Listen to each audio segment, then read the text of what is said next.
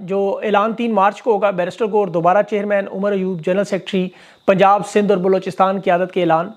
بدبودار نظام میں عدالت سے اچھا فیصلہ آیا اور انشاءاللہ ضمیر جاگیں گے۔ میں اس کی تفصیل چل کے بتاتا ہوں آپ کو، جو شہریار افریدی شندانہ گلزار کے کیس میں اور اب عمران ریاض کے کیس میں، وہ کس مرحلے میں 9 مئی کے کیس میں دہشت گردی میں ڈال کے عدالت میں، اور علیمہ خان کی جو عمران ریاض سے آج بڑی اہم ملاقات تھی، ایک بڑا فیصلہ عمران ریاض کو کرنا ہوگا، اس کی تفصیل میں آگے چل کے آپ کے سامنے رکھتا ہوں۔ پاکستان کی قوم کے پاس اب کیا آپشنز ہیں، پی ٹی آئی کی قیادت کے پاس کیا آپشنز ہیں، انہیں ان حالات میں اب کیا کرنا ہوگا، آپ کو اس کی بھی تفصیل بتاتا ہوں۔ علی امین گنڈا پور نے آج وزیر اعلیٰ کا حلف اٹھایا، بڑے بڑے اعلانات کیے، خان کے نظریے کو ہر صورت میں لے کے چلنا ہے، اور کچھ انٹرنیشنل خبریں بھی ہیں۔ ایک تو روس جو اپنے ایٹمی ہتھیاروں کی نقل و حرکت کر رہا ہے نیٹو سے، یہ یوکرین کا معاملہ پھر ایک بڑا ہونے جا رہا ہے، اور امریکی الیکشن میں جو بائیڈن کے لیے مزید مشکلات ہیں، اور جو امریکی سینیٹر نے پاکستان کے انتخابات پر شفاف انویسٹیگیشن کا مطالبہ۔ لیکن سب سے پہلے عمران ریاض کا معاملہ، جو اب باقاعدہ طور پر سیاسی رہنما بن سکتا ہے۔ علیمہ خان سے آج جو ملاقات ہوئی اس میں انہوں نے واضح کہا کہ آپ صحافی سے زیادہ لوگ آپ کو ایک رہنما کی طرح دیکھ رہے ہیں، ظلم اور فسطائیت کے خلاف جو آپ بول رہے ہیں یہ ایک بہت بڑا جہاد ہے، اس میں کوئی شک نہیں۔ عمران ریاض کو پہلے بھی سیاست میں آنے کا مشورہ دیا گیا، لیکن میرا ذاتی خیال ہے کہ اس کا کام اب صحافت سے بڑھ چکا ہے، کیونکہ رہنما ہمیشہ قوم کی آواز پہ بنتے ہیں، جسے قوم چنتی ہے وہی رہنما بنتا ہے۔ عمران ریاض کو یہ درجہ مل رہا ہے، میرے خیال میں اس کو سوچ بچار کرنی چاہیے، کیونکہ اب ان کا یہ ٹارگٹ رہے گا، یہ عمران ریاض کے معاملے کو اب چھوڑیں گے نہیں، یہ انہوں نے فیصلہ کیا ہے، کیونکہ انہیں جس آواز سے تکلیف ہو رہی ہے، اصل میں معاملہ سیاست سے، جس طرح عمران خان کی سیاست ہے، عمران ریاض کی آواز ہے، یہ سارا وہی حصہ ہے ایک۔ انہیں ہر اس شخص سے تکلیف ہے جو لوگوں کو امید دلائے، شعور دے، ان کے ظلم اور فسطائیت پہ بات کرے، اور ان کے جو ربڑ کے مہرے ہیں انہیں بے نقاب کرے، وہ چاہے عمران ریاض ہو، عمران خان ہو، یا کوئی بھی ہو، جس کی بات عوام سنے، جو حقائق بتائے، لوگوں کو مایوسی کی دلدل میں نہ پھنسنے دے، مستقبل کی ایک روشن سمت دکھائے، آئین اور قانونی جمہوری حق کا انہیں بتائے، انہیں جگائے، یہ ذمہ داروں کو ان کا ماضی میں جو آئینہ ہے مسخ شدہ چہرہ دکھائے۔ انہوں سے تکلیف ہے، یہ انہیں برداشت نہیں کرتے، یہ انہیں نہیں، ہر وقت کے یزید اور فرعون کو برداشت نہیں ہوتا۔ یہ عمران ریاض کے کیس میں جو واردات کا طریقہ کار، پہلے دیکھیں اینٹی کرپشن کا مقدمہ، جان بوجھ کر انہوں نے وقت ضائع کرنے کی کوشش کی، کوئی ثبوت نہیں تھا، نہ عمران ریاض نہ اس کے والد پہ کوئی کرپشن کا الزام، نہ کوئی ان کے پاس پبلک عہدہ، نہ کوئی فنڈز، لیکن انہوں نے کرپشن کے کیس ڈالتے اس لیے کہ جب انٹرنیشنل میڈیا ان چیزوں کی کوریج کرے تو الزام کرپشن کا ساتھ آئے۔ اس بدبودار نظام میں، جس میں تمام بد کردار بدعنوان لوگ موجود ہیں، یہ کہے جی ہم ننگے ہیں، سارے ننگے ہیں، انٹرنیشنل میڈیا سچ بولنے کی بجائے اسے پھر ایک کرپٹ انسان کی طرح دیکھے، جیسے عمران خان پہ گھڑیوں کا کیس بنایا، عمران ریاض پہ زمین جائیداد کا بنایا، انہیں پتہ ہے 2 نمبر کیسز ہیں، ان کیسز میں نکلنا کچھ نہیں، لیکن یہ کیسز بنانے کی وجہ صرف اور صرف ان کو بدنام کرنا۔ اب 9 مئی دہشت گردی کا کیس انہوں نے بنایا، جہاں عمران بول کا اینکر تھا، رپورٹنگ کر رہا تھا، اور وہاں پر مزید بھی اور بہت سے صحافی موجود تھے۔ اس نے اصل میں عمران خان کو اطلاع دی تھی آپ کو گرفتار کرنے آ رہے، انہیں اسی چیز کی سب سے بڑی تکلیف تھی، اور عمران ریاض نے اس سے پہلے بھی عمران خان تک بہت سی خبریں پہنچائی، اور عمران خان کو 18 مرتبہ گرفتار کرنے کی کوشش ہوئی، اور بہت سے دیگر لوگوں نے، جن میں عمران ریاض بھی شامل ہے، یہ خبر پہنچا دیتے تھے، اور یہ صرف کوریج کی بنیاد پر عمران ریاض کو یا وی لاگس کی بنیاد پر یہ حملہ نہیں کرتے انہیں، اور وہ ورنہ تمام باقی صحافیوں کو بھی گرفتار کر لیتے، یہ 9 مئی ان پہ بھی ڈال دیتے۔ کوریج تو ڈیوٹی ہے جو تمام صحافی کرتے ہیں، اس معاملے میں جو اصل واردات انہوں نے 9 مئی سامنے رکھا ہوا ہے کہ کوئی کیس نہ ملے، تو جس طرح 3 MP انہوں نے بنایا ہوا ہے، انگریز نے جس طرح تحریک آزادی کے وقت میں لوگوں پر اس طرح کے کیسز بنانے تھے، یہ عمران ریاض پر بھی پہلے توہین کا کیس بنا چکے، توہین IG، پھر باجوہ پر بنا چکے، توہین باجوہ، غداری، اب اینٹی کرپشن، اور اب دہشت گردی۔ مقصد بڑا سادہ ہے کہ ان تمام لوگوں جو رجیم چینج آپریشن کے آفٹر شاکس ہیں، جن لوگوں کو لگتا تھا کہ یہ حالات حکومت کے بعد، الیکشن کے بعد بدلیں گے، جو درست ثابت نہیں ہوا، ان سب کو رگڑنا ہے۔ اس میں چاہے صحافی عمران ریاض ہو، اسد طور ہو۔ اب دیکھیں اسد طور ایک خاص مقام تک جب آپ پہنچ جائیں، جب آپ کے بہت سارے سورسز اللہ بنا دے، ان کے عزائم اور خبروں کا علم ہونا شروع ہو جائے، جیسے اسد طور کو بھی ان چیزوں کا پتہ چل گیا تھا، بہت سارے کرداروں کو وہ بے نقاب کرتا رہا، شروع میں وہ قاضی فائز کے بارے میں اس نے باتیں کی، انہیں بری لگی، اس پہ تفتیش ہوئی۔ اب جو وی لاگز میں وہ آپ کو پتہ نام لے رہا ہے، اب اس پہ تفتیش ہو رہی ہے کہ تم یہ سورسز کیا ہے، تمہیں یہ خبر دیتا کون ہے۔ اصل میں انہیں اپنے اندر سے جو لوگ ہیں انہیں ڈھونڈنا سب سے بڑا ان کا مشن ہے، کہ یہ خبریں باہر آتی کیسے ہیں ان کے پاس، جنہیں پہلے بھی عمران خان نے بھی بچایا، عمران ریاض بھی بچا رہا ہے، اور اسد طور بھی اپنی جان پہ کھیل کے بچا رہا ہے۔ اصل ٹارگٹ وہ لوگ ہیں، انہیں بہت سارے لوگوں کو اس کا اندازہ نہیں کہ نومبر 2022 کے بعد کتنے اہم عہدوں پر لوگ جو بیٹھے تھے اب گرفتار ہے یا منظر عام سے ہٹائے جا چکے، پوری ایک لسٹ ہے جن سب لوگوں کے زیر عتاب رکھا گیا، اور یہ پاکستان کے ہر ادارے میں موجود ہے اور بڑی تعداد میں موجود ہے۔ یہ حق کو سچ اور تسلیم کرتے ہیں، یہ جانتے ہیں کہ جو کچھ ہو رہا ہے غلط ہے، ان کا ضمیر اس کے خلاف بولتا ہے، گوشت پوش کے انسان ہے، رات کو سوتے ہیں، اللہ سے ڈرتے ہیں، اس ظلم پر خاموش نہیں رہ سکتے، پھر اپنے اپنے انداز میں اس ظلم کے خلاف آواز بلند کرتے ہیں، چاہے وہ کمشنر چٹھا ہو یا چاہے آپ کو کوئی ریٹرننگ افسر نظر آئے، کبھی آپ کو ان کے خود نون لیگ کے ساتھ سیاسی رہنما جو اپنی ہار تسلیم کرتے ہوئے نظر آتے ہیں، کبھی ججز کے استعفے نظر آتے ہیں، ان میں جو اشعار ہیں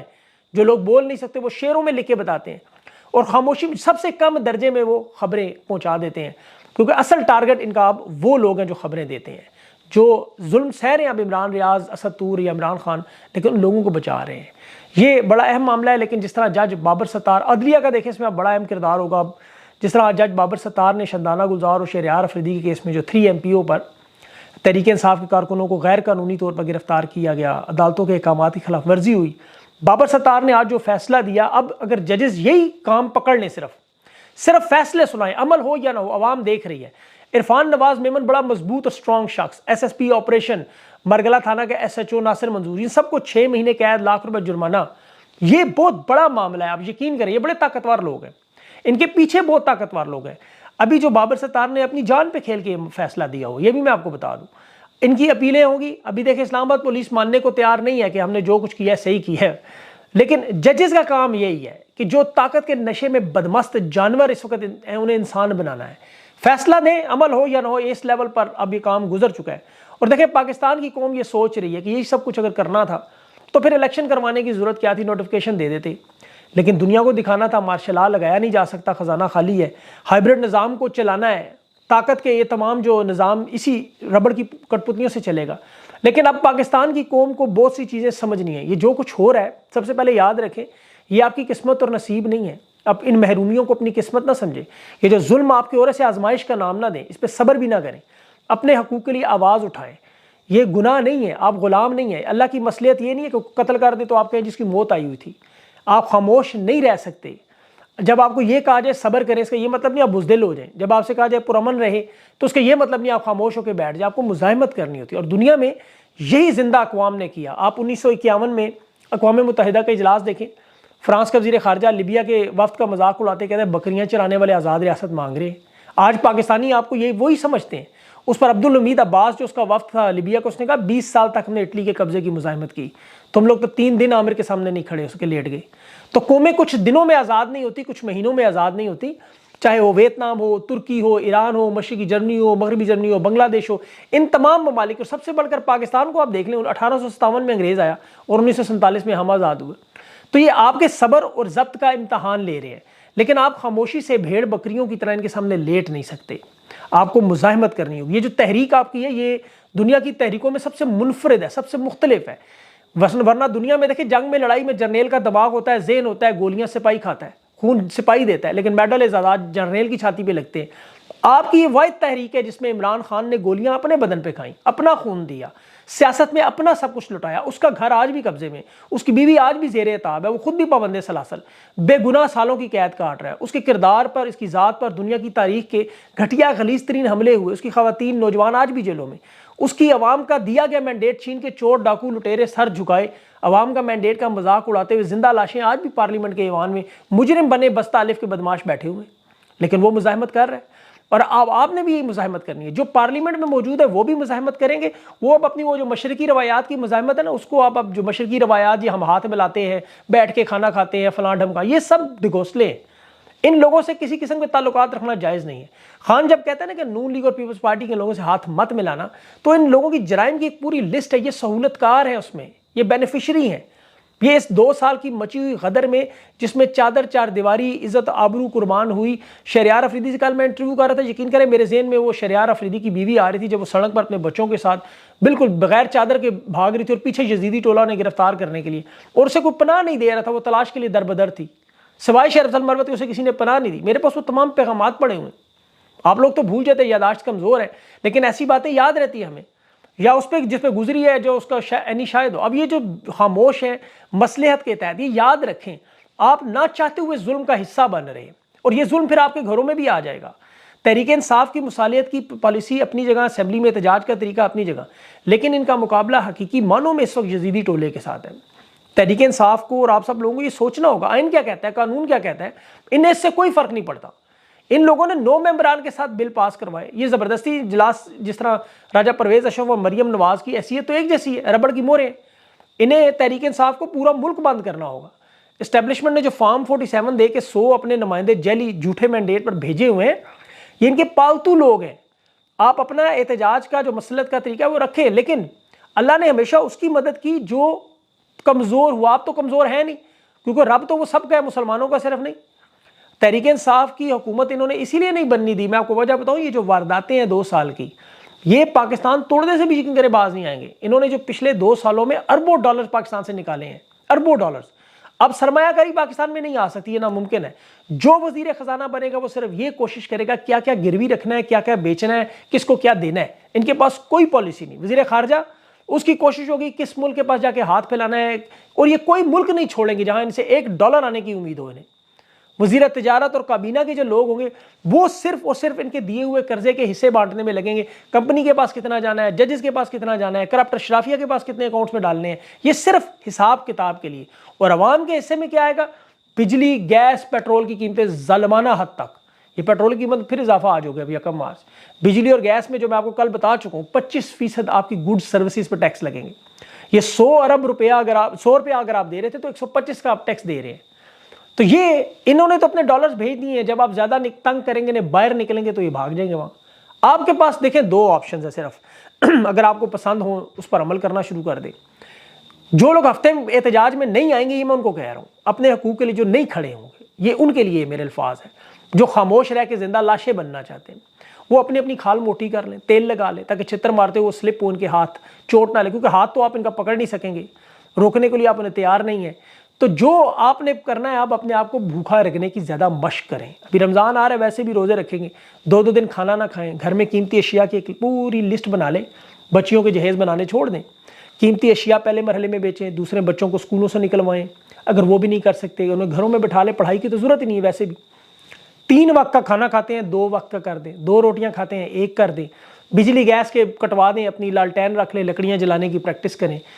اور ہاتھوں میں پنکھے استعمال کرنا شروع کر دیں۔ اگر شہروں میں رہتے ہیں تو گاؤں میں چلے جائیں، گاؤں میں رہتے ہیں تو پہاڑوں پہ چلے جائیں۔ پہاڑوں والے لوگ جو ہے سمندروں کے پاس ڈنکیاں لگانے کی کوشش کریں، وہاں سے یورپ کی طرف نکلنا کس طرح، یا پھر اپنے حقوق کے لیے پرامن انداز میں جد و جہد کا آغاز کریں۔ اور یہ میں آپ کو مایوسی سے نکالنے کے لیے کہہ رہا ہوں، ہفتے والے دن آپ نے گھر میں نہیں بیٹھنا،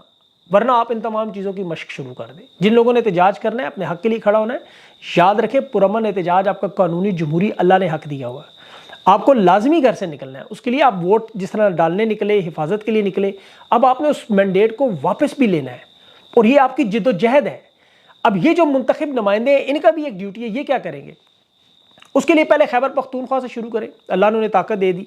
علی امین گنڈا پور ایک مضبوط وزیر اعلیٰ آیا، آج اس نے وہ جو شعر بھی پڑھا، یہ بازی عشق کی بازی ہے، جو چاہے لگا دو ڈر کیسا، جیت گئے تو کیا کہنے، ہارے تو بازی مات نہیں۔ اللہ کرے ان الفاظ پہ قائم رہیں، اور انہیں سب سے پہلے جو کام کرنے ہوں گے اس مزاحمت اور تحریک کا جو پرامن اور قانونی عمل کا حصہ، اس صوبے کو دیکھیں ایک مثالی صوبہ ضرور بنائیں، ترقی میں بنگلہ دیش کی طرح اوپر لے کے جائیں، تعلیم کارڈ بھی دیں، راشن کارڈ بھی دیں، صحت کارڈ بھی دیں، انفارمیشن ٹیکنالوجی بھی لائیں، پولیس والوں کے جسموں میں باڈی کیم بھی لگائیں، ریکارڈنگ بھی کریں، بلدیہ کی حد تک جو مسائل ہیں، نالیاں گلیاں، یہ بھی کریں۔ یہ چھوٹے چھوٹے مسائل، لیکن اصل مسئلہ جو ہے وہ آئین قانون اور انصاف ہے، یاد رکھیں۔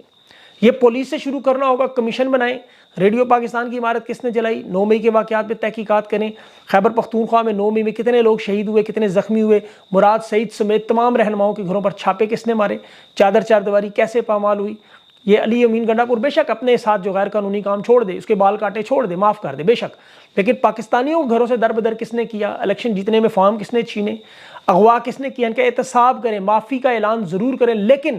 پولیس سے یہ نظام شروع کریں تاکہ لوگوں کو انصاف ہوتا نظر آئے۔ کیونکہ اگر یہ نہ ہوا، میں آپ کو بتا دوں پنجاب اور کے پی میں کوئی فرق نہیں رہے گا۔ یہاں بھی مریم نواز روزانہ سینٹرز کے دورے کر کے ٹک ٹاک بنائے گی، ویڈیوز میں تو ویسے بھی اس کا بڑا تجربہ ہے، لیکن دونوں صوبوں میں سب سے بڑا فرق یہی ہوگا، انصاف، قانون، رول آف لا۔ آج اگر کسی کو انصاف چاہیے تو دیکھیں وہ کیوں پشاور ہائی کورٹ جاتا ہے، یہ پی ٹی آئی کے سارے چھپنے کے لیے خیبر پختونخوا کیوں گئے۔ آپ اسی طرح طریقے سے اپنے منشور پر عمل کریں۔ یہ ہومیوپیتھک حکومت انہوں نے بنائی تو پھر علی امین گنڈا پور کو محمود خان بننے میں دیر نہیں لگے گی، وفاق سے فنڈ ہی مانگتے رہیں گے اور ایک گورنر راج کی تلوار سر پہ ایسے لٹکا کے چھوڑ دیں گے اور یہ وردی والوں کو پیچھے سے ہٹانا ہوگا۔ خیبر پختونخوا تحریک انصاف کو اب دیکھیں، یہ تو انہیں کرنا ہوگا ادھر قومی اسمبلی میں اجلاس نہیں چلنا چاہیے پہلے دن سے، جس طرح احتجاج اب نون لیگ کی کانپیں اور لوگوں کی ایوان میں کانپنی شروع ہو گئی ہیں۔ رانا ثناء اللہ کہتا ہے مذاکرات کریں، تحریک انصاف تو بات ہی نہیں کرتی ہم سے۔ ایاز صادق کہتا ہے سارے دوست ہیں، الیکشن لڑنا جمہوریت کا حسن ہے،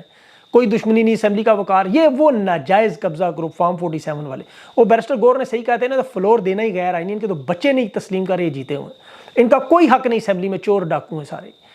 ایک دفعہ دیکھیں ایوان میں تحریک انصاف نے اپوزیشن کا کردار صحیح ادا کیا. آج تو بوٹ دکھایا نا شیر افضل نے، اگلی دفعہ تھوڑا سا آگے جائیں. عالیہ حمزہ کے لیے جیسے آج عمر ایوب نے شور مچایا، اسپیکر دیکھیں رولنگ دے سکتا ہے، مخصوص نشستوں کے بغیر ایوان چل رہا ہے. یہ اجلاس بلا کے کارروائی کا یہ عجیب و غریب مذاق، ایم کے ایم کے ساتھ آئینی ترامیم کر کے 140 ان کو گھیرنے کے لیے معاہدے، بالکل اسی طرح سے پہلے واردات ہو چکی ہے. ایسٹ انڈیا کمپنی یہ جعلی فارم دے کے 100 سے زائد یہ جو اپنے پالتو انہوں نے بھیجے ہوئے ہیں، یہ وہی کریں گے جو مالک کہے گا. یاد رکھیے گا ابھی یہ سینٹ میں انوار الحق کاکڑ کو لگا کے نون لیگ اور پیپلز پارٹی کی بھی آپ کو پتا ہے گردن پہ ہاتھ رکھے رہیں گے. یوسف رضا گیلانی بنا تو پھر کچھ شاید سینٹ کا میں، لیکن یہ اس کو انوار الحق کاکڑ کو لگانے کا مقصد بھی یہی ہے تاکہ ان کا پھر تمام سیاسی سفر ان کے کنٹرول میں ہو. تو پاکستان کی قوم کو ان منتخب اداروں کو مل کے یہ سارا کام کرنا ہوگا اور اس احتجاج کا مرحلہ بڑھانا ہوگا.